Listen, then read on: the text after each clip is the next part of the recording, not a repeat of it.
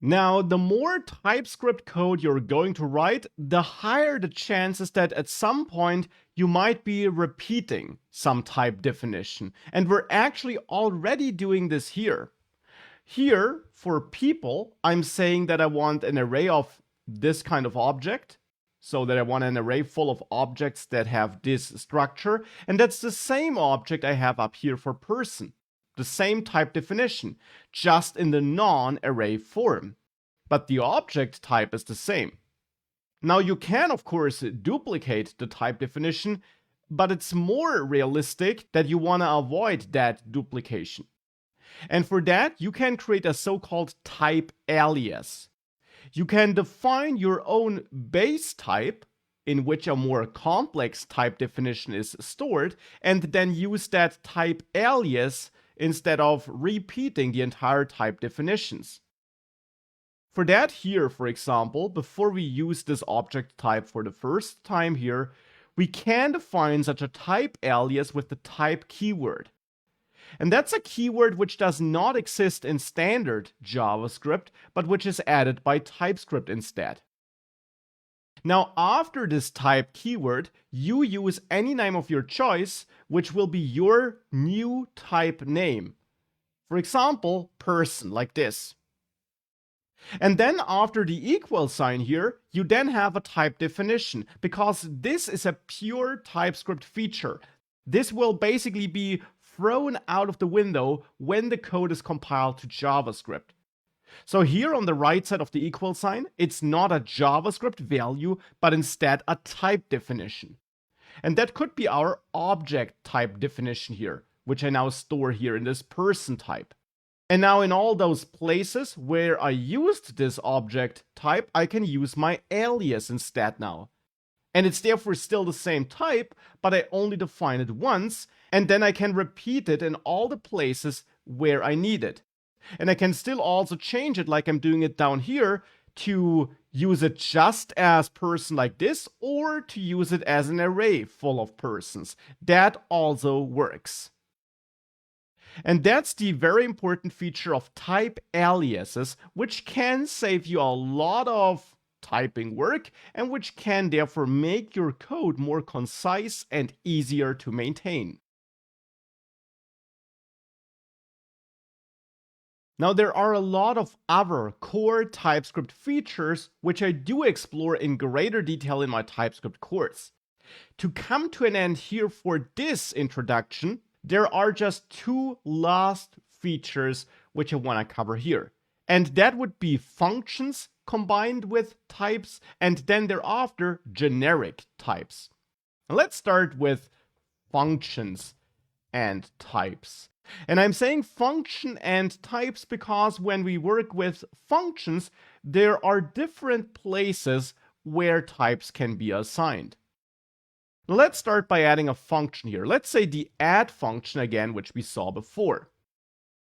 The add function can get parameters, of course, like any function, just as I did it before. And then for these parameters, we can assign types. That's what we saw before here in this first example.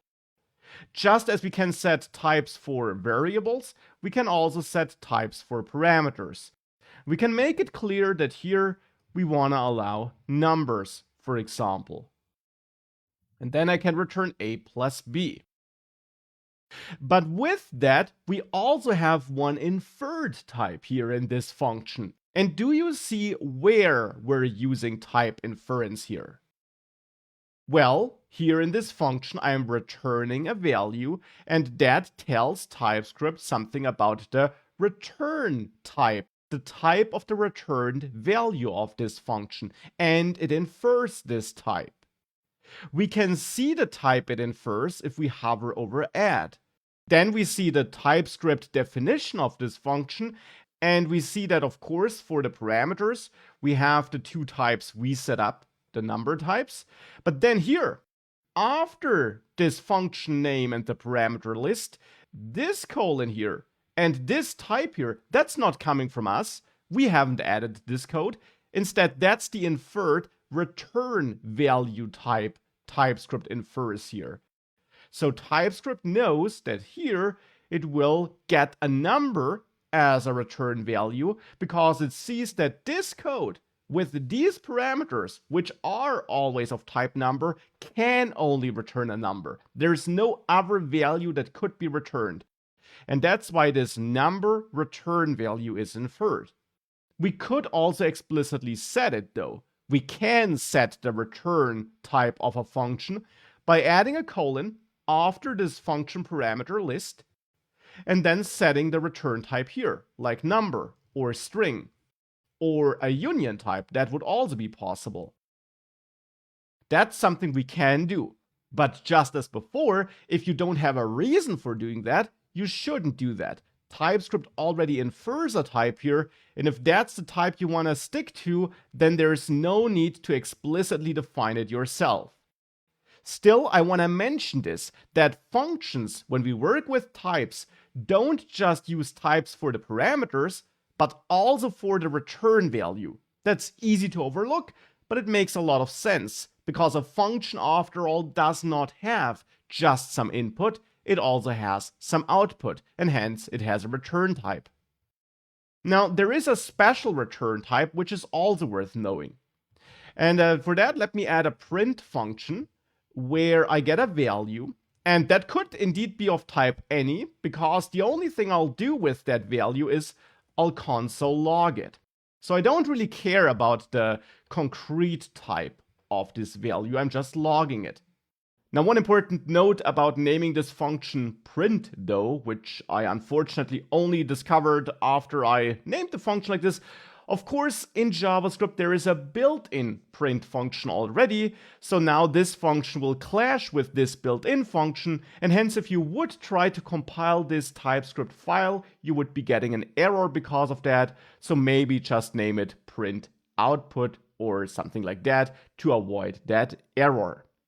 But the important thing about this print function now is that this function does not return anything. It has no return statement. And therefore it has a special return type called void. Void is basically comparable to null and undefined, but it's only used in conjunction with functions, and it means that this function never returns. So if I want to work with the returned value from that function, I will work with undefined. And that's that special void type for functions, for the return value of functions.